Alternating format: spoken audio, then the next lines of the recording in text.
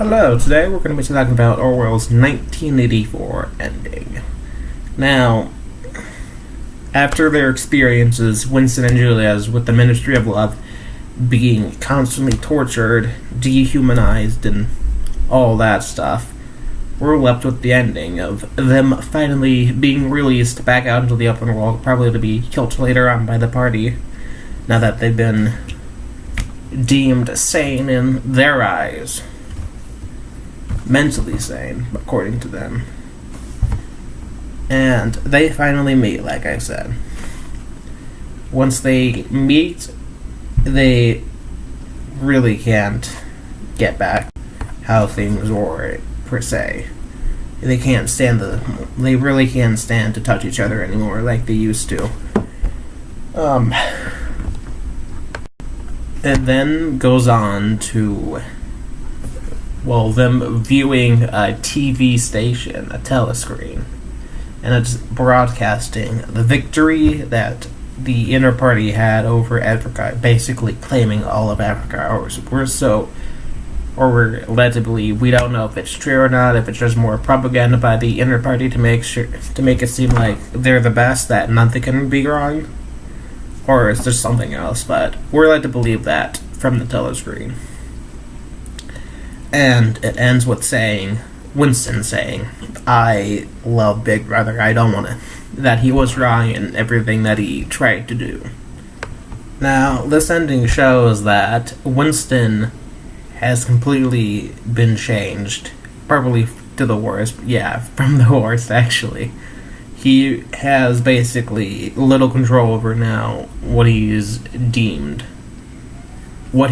as true or not, due to his time spent at the Ministry of Love. He can no longer think freely for himself, which was the main party's goal: eliminate intelligence. Now, in the ending of this book, it's pretty similar to Zimyat and Zui. Orwell borrowed a lot of elements from We. As, for example, Winston being basically a copy of D503, who becomes, in D503 becomes aware of what's happening, what's going on around him, and Winston he knows what's going on, but he finally comes to realize, oh wait, this is happening. And then you got Julia, who was I330, another copy of her. The story mirrors pretty much what happened in We. D503 meets I330, ends up hating her at first, disliking her. You can't really hate people in that society. And then slowly coming to like her, as was the case with Winston and Julia, with Winston hating Julia at first, then coming to like her in more ways than like. But the ending of We, very similar to Orwell, like I've been saying. First off, D503 gets captured, same with Winston. Instead of the Ministry of Love, it's the One State who captures him. Basically, the equivalent of the inner party, Big Brother going around. The inner state, the One State, I meant to say, is captured D503, and unlike Winston, they didn't torture him, they forced the lobotomization. For those who don't know what a lobotomy is, it's basically taking, for example, an ice pick straight into the eyes and taking out the frontal lobe. Now, the book ends with I330 dying, D503 coming to realize, oh wait, I only need the One State, and him coming to hate I330, kind of similar to Orwell's 1984. Pretty similar, I would say, actually. Forget kinda.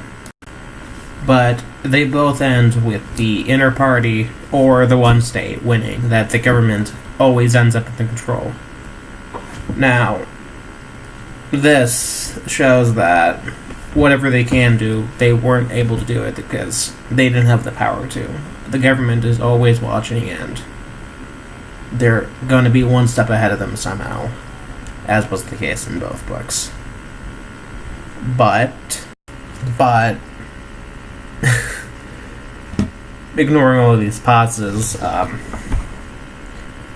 the ending of the book overall shows that society would be dictated by the government at the rate it was going during that time. If we did not step up, this was what would happen to us all.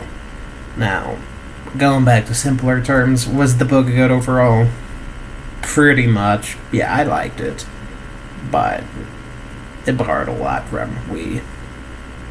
If you want probably a better view on a book like this, read We.